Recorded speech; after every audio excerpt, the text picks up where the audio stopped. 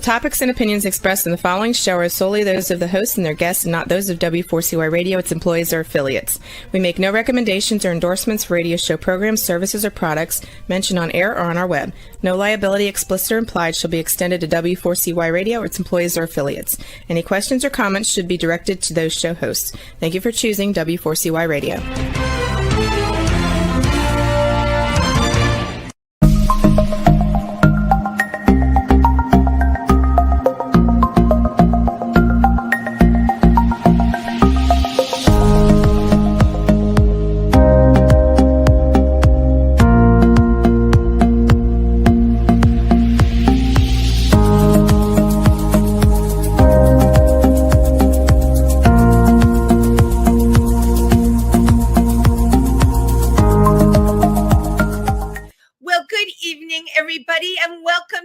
Diversity Talk. I'm Wendy Stewart. I'm so happy to be here with you tonight. I'm looking a little pale on camera tonight. You know, the lighting, let me just tell you, this whole podcasting thing, the lighting, you just never know what you're getting half the time. But you know what? I just have to deal with it because I have this beautiful rainbow behind me. That's right. And I'm so glad it's spring. Today was finally a gorgeous day, although they're saying it's going to plummet tomorrow. But let's not think about tomorrow. Let's think about today. I have to share with all of you, I got a very cool award this weekend from the Purse Zimmerman Democrats located in Dingman's Ferry, Pennsylvania, an award for creating safe space, which was really very, very cool. Because I've been trying to create safe space for a very, very long time. And if you are in New York City this weekend, you can catch my performance with the Imperial Court of New York. We are doing a show called April in Paris. I will really be singing, though, in the show. I'm going to be doing a lip sync number, and the show will be at Industry Bar, which is one of my favorite gay bars in the city. It's just a great place to perform. They're all really nice. The bartenders are super friendly. So that is this Sunday at 5 o'clock. Doors open, and the show starts at 6. So my guest today, I actually met at an affair. We met at a gorgeous affair. It was Night of 1,000 Gowns with the Imperial Court of New York at a big fancy hotel, the Hilton. And my guest tonight was with someone who I love, just a great person and a great performer, Ermin Muff. And many of you probably heard of Ermin Muff. But anyway, I'm like, who is this new girl? I just totally adored her vibe. She's an all-American bigwig, busybody, and gay divorcee. Just love that. Living her best life on the New Jersey shore. She's inspired by Betty Hutton, an epic comic songstress of the 40s and 50s. She's a vintage girl. Betty serves up that vintage aesthetic and diverse repertoire of live vocals, old and new. So you know what? She's both old-fashioned and modern. And in addition to her drag persona, Betty, who is also known as Angus, is the president of the Atlantic Highlands Arts Council, a non-for-profit strengthening community through the arts. And Betty is certainly using her drag to help communicate the arts. Without further ado, please welcome the one and only Betty Buttonz. Yes. Hello, darling. Oh, good evening, darling. How are you? Oh, I'm wonderful. I'm coming to you live from Betty's boudoir. You may have noticed. And I did. There's a lot of coordination. I do want to talk about that. I love what you're wearing. First of all, is that like wine sequins, wine color? It is. It's this dress sort of came to me. It was a miracle. It just flew off the shelf. I won't even tell you. I can't disclose where it came from. Did you steal it? No, I don't tend to indulge in theft. But no, it's a great little sequin dress that I found in the most unusual of places. And I have to, and I'm looking at it right on a computer, and I just love the color wine. And then you have a number of ensembles behind you there. Yes, this is my workshop. This is Betty's boudoir, where I tend to be a vintage queen, as you know. So I love shopping the thrift stores and just trying different things and experimenting and figuring out what works visually, aesthetically, creatively. Wow. So, Well, this is definitely a winner. Not to get personal, but what size are you? oh, well, we're going right there, are we, Wendy? I'm going to tell you why. Mama has a reason. What size are you? I'm typically a 14. That's kind of Okay. my comfort zone. So if you should come and visit us, I have a reason for asking. I'm a sensible girl, and I want all my guests to really feel comfortable and know that they may get something out of knowing me. We have an amazing store called The Phoenix in Dingman's Ferry, not far from New Jersey.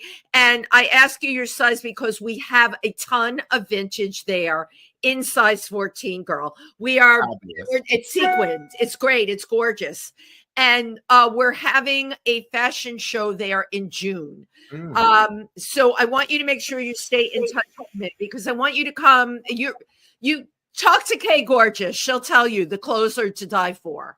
Fantastic. Count me in. I love a good sale. I know. A rummage sale, a thrift shop sale, a garage sale, you name it.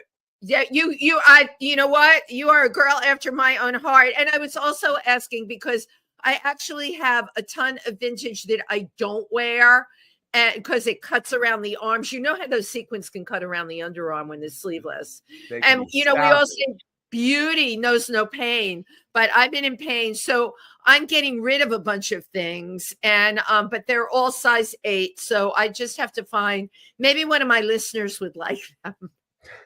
I don't think there's any diet out there that will get me into one of your gowns, Wendy, but one can dream.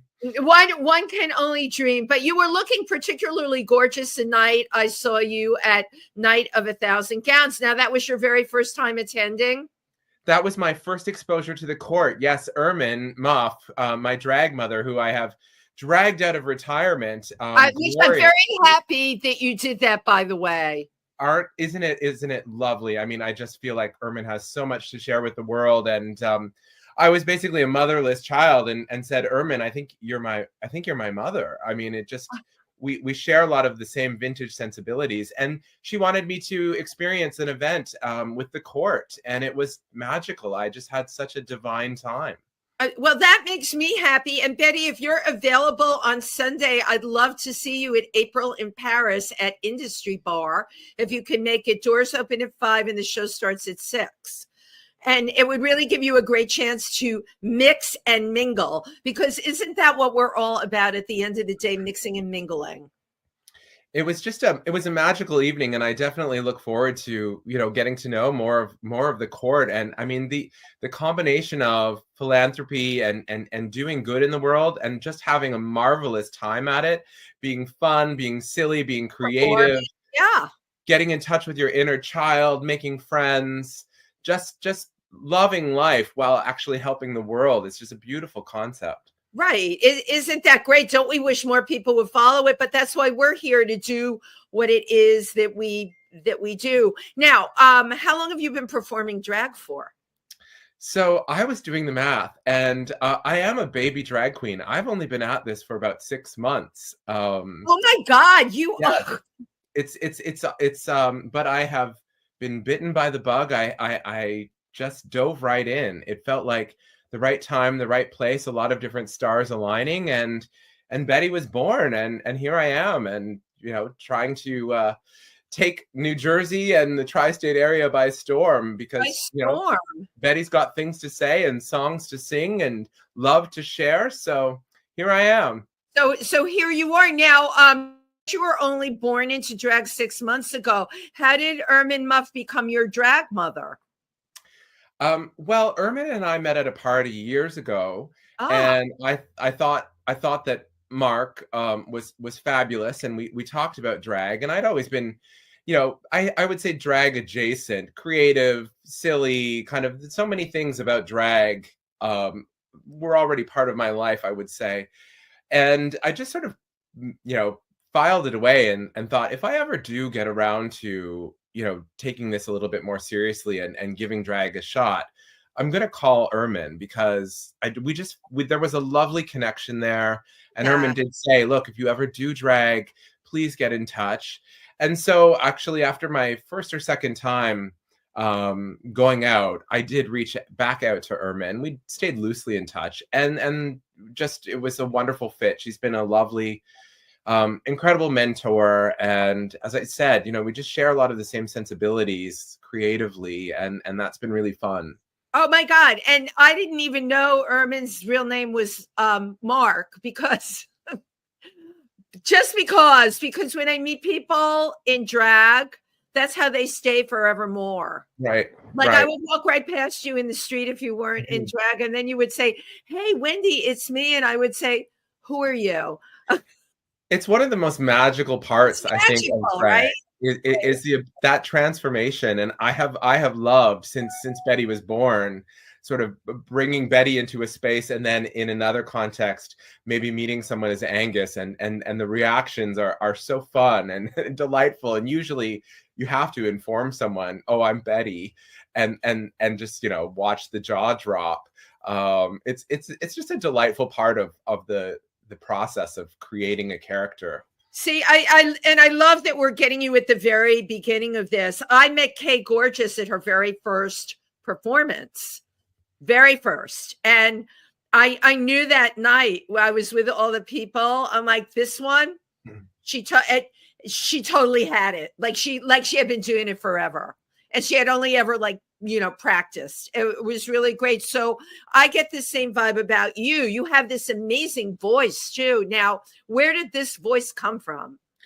Oh, thank you, darling. First, let me just give a shout out to Kay. I mean, I'm such a fangirl. And Kay was one of the queens that I met sort of, I think maybe the second time I went out in drag, and was so wonderfully warm and welcoming and supportive, and is just truly one of the most talented queens I've encountered. So unique. And funny. She's really so funny. She does funny moves, and we did an outside event, and she climbed a tree, and I'm like, I've never in my life seen it.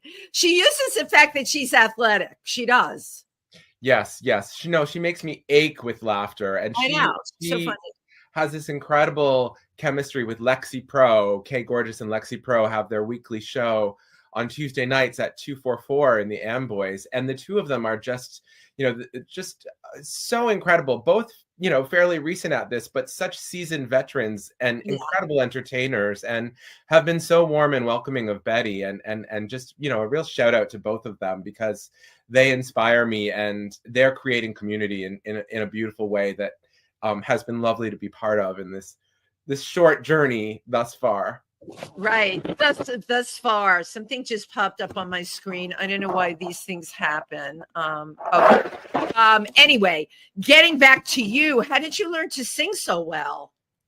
Oh, I just love to sing. I've always loved singing. I was in choirs as a kid, and then life sort of took me in different directions, serious, demanding jobs that didn't really allow for time to make music or do much creatively, and I think it's important to just sing. I think everyone should sing. Singing is so good for you. It's healthy, and then you don't have to be good at it to enjoy it. And well, because it's such a creative thing that comes from deep inside and connects with emotion. Now, were you like a musical theater major in college? No, I did a little bit of college theater, but I sort of went in a very practical direction in college and in my career, and the creative side was in some ways kind of put on the back burner. Always loved to sing casually, grew up in a family that loved to have sing-alongs around the kitchen table.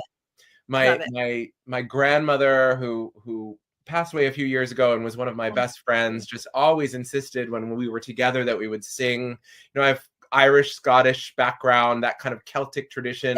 Same as mine. Just, singing for the love of it, for sharing stories, for sharing a laugh, having a drink, and enjoying music. And so it's always been part of me, but this has been really exciting to sort of bring that onto a stage and to be performing, and realizing that for me as a drag queen, that's a big component of what I have to offer is live vocals and introducing often a younger audience to to older material that they may not know, and that's quite a magical thing as well. Well, yeah, because that, like, your whole persona, your character is the whole vintage thing. There's not a ton of that out there. There are, however, more and more, of course, drag performers that actually sing incredibly. My dear friend Sherry Vine was one of the first singing drag queens. And I remember when she came on the scene and everybody else lip sank, and they're like, oh my God, she sings. Yes, she does. And I think that is a really great gift to have, the gift of the voice, the live voice. What is it about vintage tunes that you love so much? Well, I think there's just something innate about Betty that is vintage, and it's a really cosmic process to create a character, and in some ways she's being created, or she's creating me, and there's, if you sort of lean into that almost spiritual experience of listening to, who is this that's kind of coming on the scene, and it was just very clear, I think, for many reasons, one of which being that I myself am a little vintage, with certain vintage coming into this world, frankly, in middle age. The vintage look and feel and vibe was the right fit, but it also just was sort of the authentic kind of creative calling that I had in bringing Betty into the world. And you mentioned Betty Hutton. Yes. Betty Buttonz as a name really kind of was an homage to an incredible entertainer who I can't aspire to mimicking, but I honor her because I think she was an incredible talent, just a comic genius, beautiful voice, incredible dancer, physical comic, had this incredibly loving persona underneath the comic clown, but was a clown in many ways. And I think the best drag queens are clowns. Oh my God, absolutely. They entertain, they make the audience laugh. Absolutely. So that's where that vintage kind of theme and vibe has emerged from. And I'm Betty, how did you discover Betty Hutton? I know who Betty Hutton is, but if I go out on the street and ask, non-drag queens or drag queens, most people won't know who Betty Hutton is. So what is it that had you make this discovery? I love that question. And I love that you asked that, Wendy, because I think that Betty Hutton in some ways is this hidden gem, or this forgotten gem of Hollywood and Broadway, and was so unique and so dynamic in her talent, and had such an interesting life story, often quite tragic. But I think I came across her, frankly, in my late teens or early 20s, rifling through old VHS videos, classic movies, probably also from a garage sale. Yeah, those are great, right? And found one of her films, which I would just, everyone, run, don't walk, go find this movie, called The Perils of Pauline. And, it's an incredible display of her talent as a singer, as an actress, as an incredible comedian, a physical comic, a dancer. And it's just this fabulous, campy film that just, I would ache with laughter, and I enjoyed with family, actually. And just kind of fell in love with Betty Hutton. And who was this? How had I never heard of her? How did she get hidden away? How has she been forgotten? Because she truly was one of a kind. But you know what I love? That you decided to shine a light on somebody like that you realized how special, because too often, especially people from those eras, are forgotten. And here you are, you've taken this little piece of history, somebody that you think is just totally magical, and you're bringing it to the stage. And, when you come out as Betty Buttonz and people ask you about the name, and then you can start to talk about Betty Hutton, isn't that great to play homage to somebody like that, I love to imagine meeting meeting Betty Hutton in some imaginary world or in heaven. And I'd like to think that Heaven, that's so funny. A heaven meetup. You'd be I'd like to think that she would approve. I have a feeling that, the comedy of drag would appeal to her sensibilities. right, But it is really truly an homage to someone who I think was underappreciated. And it is a lovely opportunity to say, oh, have you ever heard of Betty Hutton? That's the right. inspiration behind at least my name. I'm not trying to impersonate her. She's one of a kind. Absolutely not. Yeah. But she inspires. Yes, indeed. And she had such a journey. I mean, she was an it girl, and I think a lot of incredible musical talent loved to write for her because she just had a way of taking a song and that was already funny on paper and just bringing it to life as a clown. But then she had her years in the wilderness as well, and was kind of quite down and out and found her way back into the limelight. But also, I think earned a degree in psychology, was a teacher. What a dynamic person. See, I knew about the Pharaohs of Pauline, but I didn't know this, I didn't know her low period. What created a low period for Betty Hutton? I think it was mental health. I think, she had a truly, unimaginably terrible childhood. She was raised by a single mother who was a bootlegger in the Depression to make ends meet. And I think one of the stories is how her mother, I think, was being physically assaulted, and she interrupted and distracted by entertaining, singing a song, doing a dance. Like it was that kind of just tragic upbringing. As a child, this child had to do this. As almost an infant, she was, and trying to keep her mother's clients from getting violent by, knowing when to burst into a song, make someone laugh, right? Just that kind of, the demons that would follow someone like that, as they reach the heights of fame. You can only imagine. Eddie, that's where the comedy comes from. Yes. It's the tragedy that produces the comedy. Yes. And I think that's where also maybe an affinity with kind of the drag, because there's such an incredible therapeutic, powerful, healing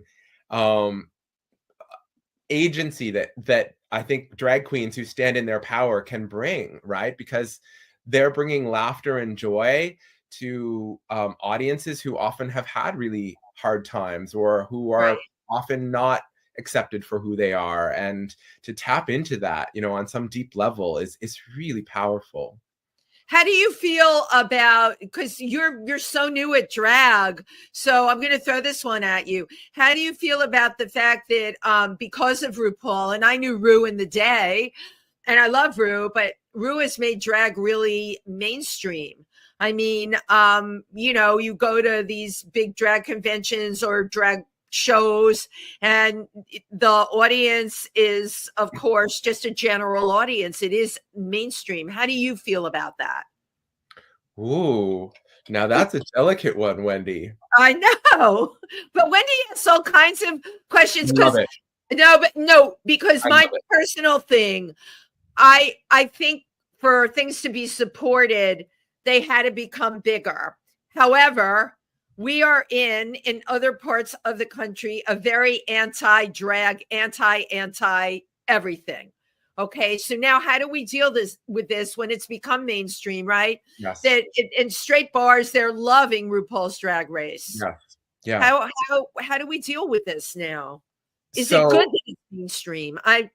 Absolutely. I mean, it's so complex, and with so much respect to Mama Ru for lifting up drag as an art form and launching careers and creating financial opportunities, I think probably for a lot of queens, and doing something really interesting. But I think it's what I've loved in my hot minute as a drag queen, but hopefully it will be a long career because I love it, and I'm so enjoying the experience of sharing Betty with audiences, is that there's something so much more profound and political and creative that exists at the community level that is very different from, as you said, straight folks watching an incredibly well-produced television program, right? That's disconnected from that community sometimes. And I think we need both, frankly. You know, there's been a lot of kind of mainstreaming and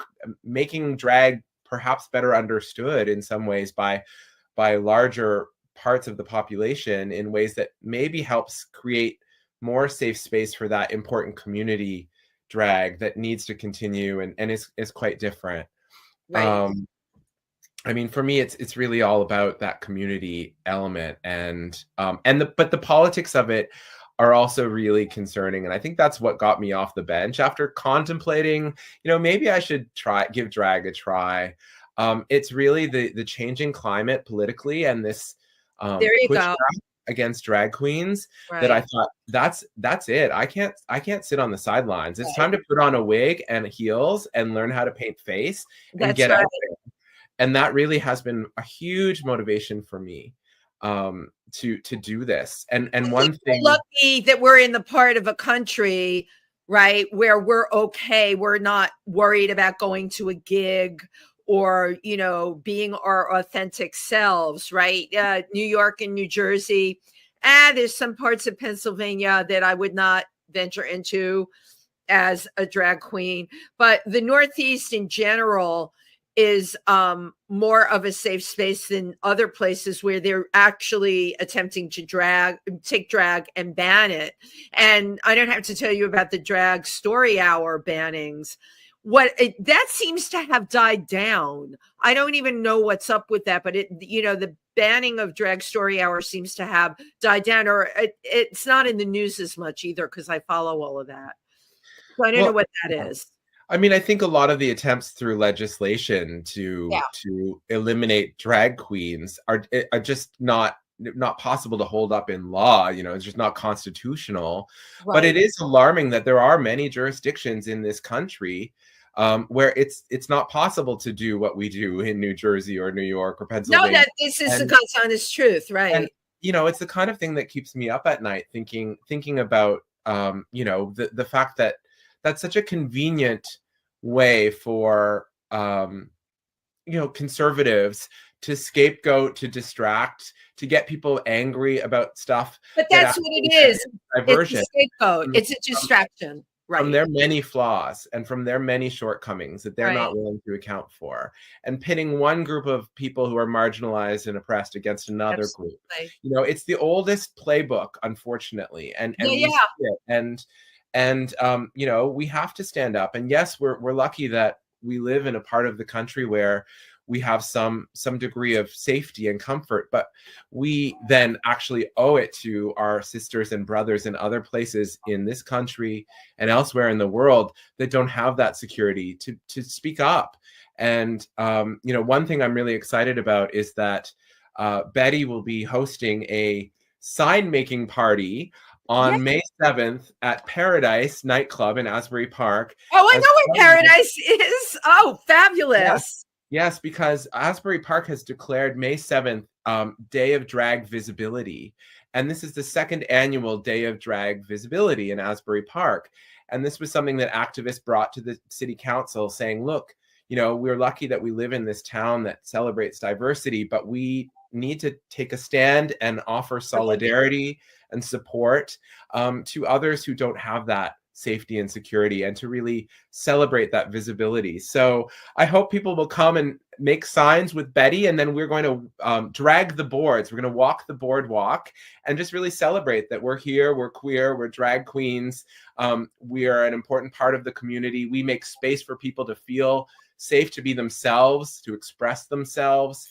And we want that to be the case everywhere in this country and in the world. Absolutely. And this is on May 7th. This is on May 7th at Paradise. Yes. Oh, totally fabulous. How did I not know this? Unless I get so many emails. Maybe I did know this and I didn't mark it down because I'm not in Asbury Park, although I know a ton of people down there that are. And have you been performing in Asbury Park? Are you going to perform there?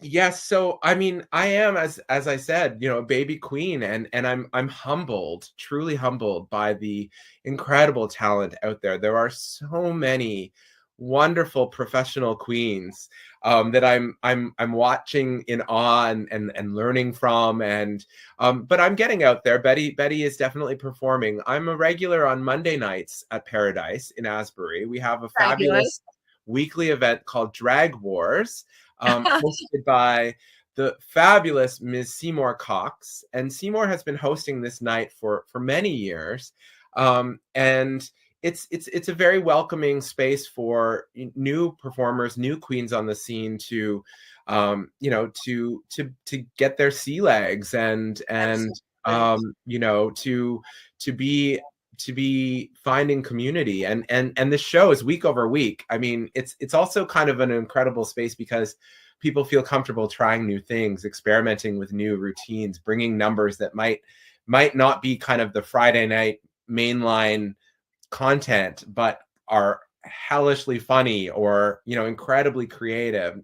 So Betty spends a lot of Monday nights at Paradise for Drag Wars, and folks should come out. We always have a great time, and, you know, really props to Seymour for creating that space, that community space, and lifting up. Well, Betty, you know, we're talking about all this performing. Let's show the video. Sure. Where was the video done? So this was at Drag Wars on a Monday night recently at Paradise in Asbury Park. And what's great is Seymour is very supportive of Betty's live vocals, and yeah, this is a number I did. It's actually, what's fabulous about this number is it was originally a Betty Hutton song that then was popularized by Bette Midler in the movie For the Boys, and a lot of people know it as a Bette Midler song, and Bette Midler is also one of my most cherished inspirations, and so I love Midler. Between Bette and Betty and this Betty is very special. So thank you for giving us the chance to watch the clip. God. Okay, Juan, roll the video, please. Oh, she's singing live. This one's from our family service.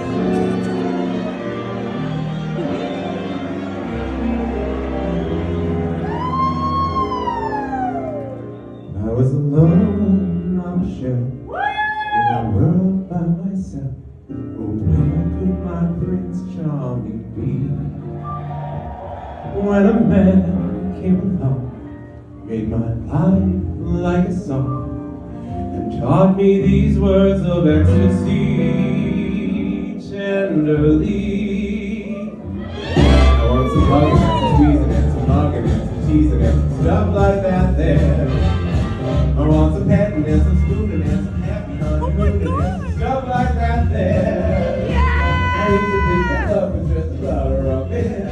That's a cabbage, now my attitude is only lovey-dovey. Baby, you've done it. I want some kissing and some hoping and some missing and some hoping and some stuff like that there.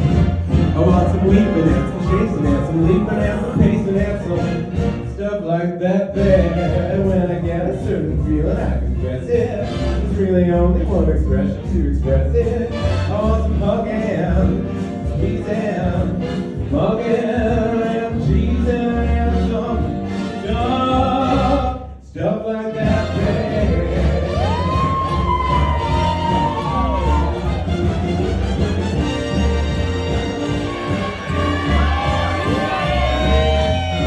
I used to think romance was fun, a double Mickey for the icky, but all at once my heart was sung. Baby, you've done it. I want some hugging, some squeezing, some mugging, and some teasing, and some stuff like that thing. I want some weeping and some chasing and some leaping and some pacing and some stuff like that there. But when I get a certain feeling, I confess it.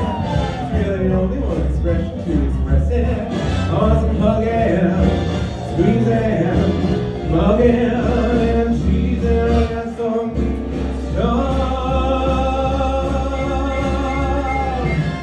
stuff like that there.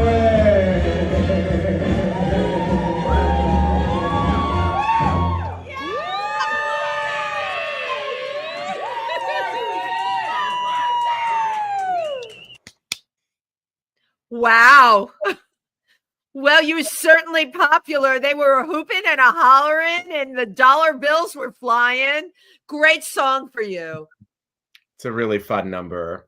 And there's just so much more in the Betty Hutton vault that I'm looking forward to bringing out and sharing with people. So many wonderful gems. Well, I think there's so many wonderful gems, and what you're doing is you're setting yourself apart from everybody else, which, you know what? You know the song, You Gotta Have a Gimmick. This is yours, you know? Right.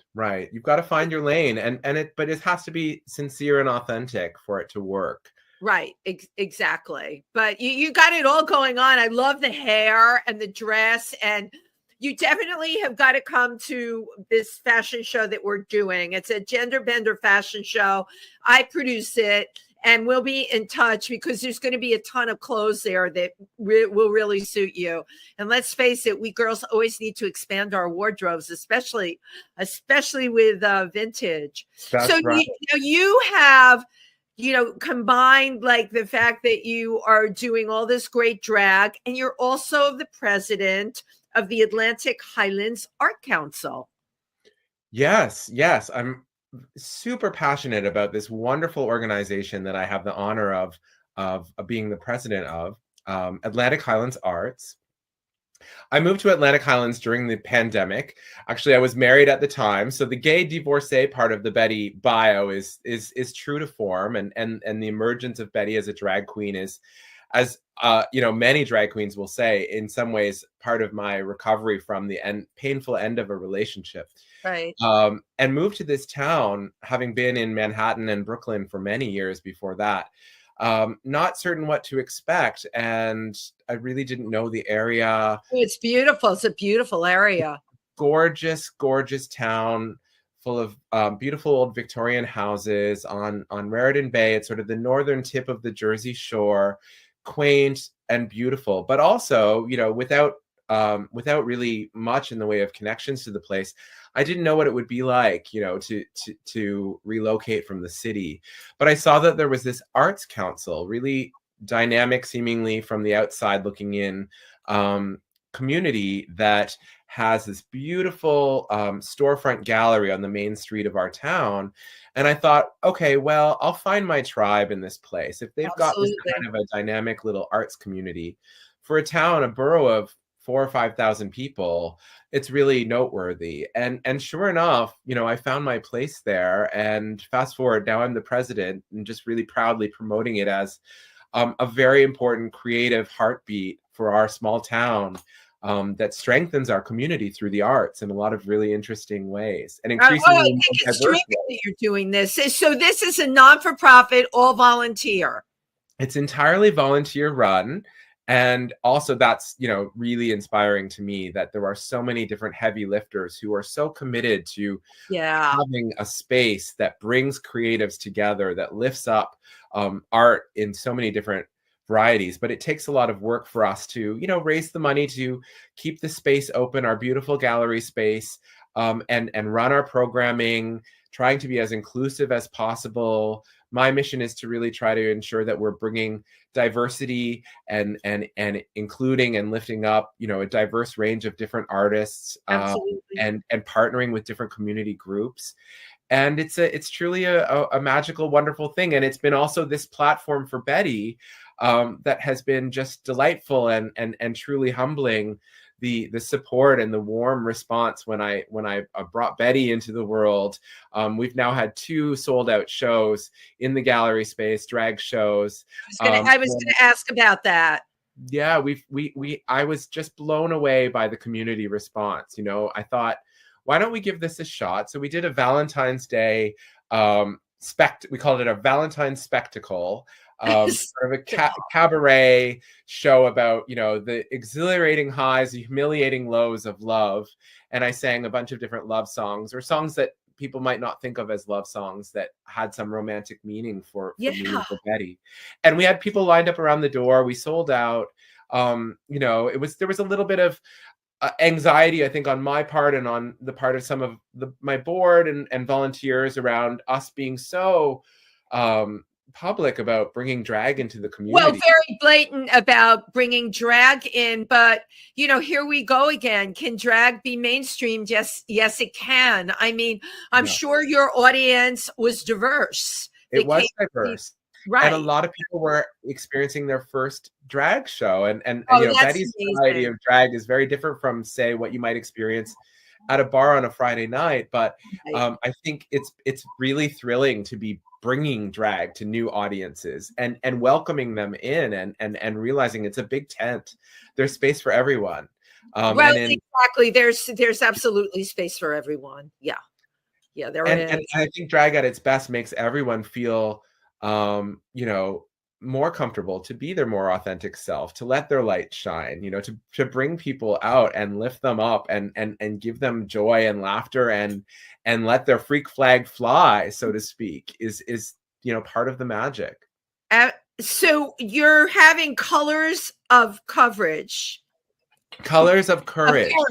Yes. May 18th through June 20th. What's that about? You have a poster for that. Yes, we do. I think see the poster. Here comes the poster. It's coming. I can feel it. So this is hot off the press. Just thrilled to be working with that's Raphael Quello and the Out Agency, partnering with us on a program that will, you know, span from May into Pride Month, including Juneteenth, and will be a real celebration of artists, BIPOC, artists of color, and queer artists and their experiences, celebrating joy and resilience and courage, and really bringing a group of diverse artists into our gallery space and having a ton of different programming that then celebrates that. Everything from Betty's next big drag production on June 15th, which will include actually the screening of a fabulous film that Raphael made with Monet Exchange. Oh my gosh, that's so great. Yeah, so that will be a really exciting night. Multimedia, so drag, there'll be live vocals, there'll be screening of this fabulous film that Raphael made with Monet. There'll be a DJ, my sister queen, Aya Velasquez, who's this fabulous French queen. Kay Gorgeous's drag daughter actually is going to co-host with me, and she's a DJ, so we'll dance the night away. So that's one exciting thing. We'll have a Juneteenth program where we're going to really be doing some interesting dynamic community building. Right, and call attention to Juneteenth. Yes, and celebrating it and also using it as a learning opportunity, because, you know, there is a lot to be done in this small town and other communities to address, frankly, racism and encourage people to understand and educate themselves about, you know, the racism that sort of quietly exists that we like to think doesn't exist. Oh no, we know that it exists, and it's not so quiet. Believe me, it's not so quiet. No, so quiet. I love what you're doing. You know, so it's going to be a great month, and I'm just thrilled to be partnering with Raphael and the Arts Council to be able to bring these kinds of programs to our community and just diversify the range of artists that we're lifting up as we continue to strengthen community through creativity. Well, and the kind of space that you're creating for people to be creative in, my gosh. And you've been doing this how long, Betty? So I took on the presidency last summer, and but I started volunteering when I moved here 4 years ago, and just felt so drawn to this organization and its mission. And you weren't even doing drag 4 years ago. So I'm putting two and two together, and I can't help but think the wind beneath your wings or underneath your stilettos had to be working with this organization and how it made you feel about yourself, and then what you wanted to share with the world. That is so astute, Wendy. I mean, I think that this organization, you know, as I was going through a really painful divorce, also just embraced me and right. You know, and life goes on, and I'm happy, and life is wonderful, and it's incredible the way art can heal. And this community really did embrace me, and frankly, you know, encourage me to step up and to take on a leadership role. And you know, I'm really so honored. I'm sort of a figurehead. I have, you know, other irons in the fire and a demanding day job, but I do really feel like I'm in the right place at the right time, helping. Well, you're so passionate as you talk about it. I can tell that this is everything, and I love what you're doing with it, and I love how you're affecting the town that you're in and the people that get involved. You're making a huge difference because of this, which is great. And keep giving those drag shows there. Are you all doing like sip and paints? I think those are the best. I mean, we do a wide variety of programs. I mean, tell me some of the programs you're doing. Yeah, so one of the things that I'm really proud of is that we run free kids programming every summer. So we're gearing up to do several weeks of free programming, arts programming for kids. Again, trying to make sure that we're offering inclusive, accessible opportunities. We do classes.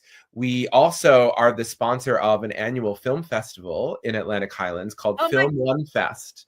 Wow. And it's short films, 1 to 3 minutes. It started as just 1 minute films, and we're a little bit flexible, but they're short films from all around the world. Right. Every July in the harbor in our town, we have this wonderful night under the stars where we take in, hundreds of beautiful short films from around the world. And so that's a big anchor of the work of the Arts Council. I think that's absolutely brilliant to offer something like that. We're having an event on April 27th, actually at the cinema in our town, Smod Castle Cinemas, which is owned by Kevin Smith, who grew up in this area and bought the movie theater that was struggling to stay afloat and has brought all kinds of interesting programming. They're hosting us for a night of the best of Film One Fest because we've got 15 years of incredible material. We're going to go down memory lane and show some of the best short films that we've featured. Best of the best shorts. Wow. Wild, Weird, Wacky, and Wonderful is the title of the night. So April 27th, if anyone wants to come down to Atlantic Highlands, we're going to have a great time. I totally love what's going on there. And we only have a minute left. Oh my God, Betty, where did the time go? Oh, I had a ball with you, Wendy. Thank you so much for having me. At you, sister. What do you want to tell everybody out there in your last minute? Oh, just be true to yourself. It's never too late. Right. Let your light shine, and spread love and joy in the world. We need it. Right. And I'm right there with you. I want to thank you so much for everything that you shared here tonight. I learned a ton load about you, and I have I'm going to separately contact you because I have a organization in New Jersey that you did partners that you would be able to really do incredible stuff with. That's what it's all about, right? All of us coming together and working with each other. Well, Betty, continue being fabulous. All right. Wendy, love you. Doing your Monday nights, but I also want to see you like in other places in Jersey with Kay Gorgeous, and maybe you can get a little closer to Milford, Pennsylvania. We are due to do some more stuff there, and upstate New York. All of our drag queens work the tri-state area. Fabulous. Count me in. Count you in. Thank you for being on the show, and thank you for everybody who tuned in tonight. See you next week. Bye-bye.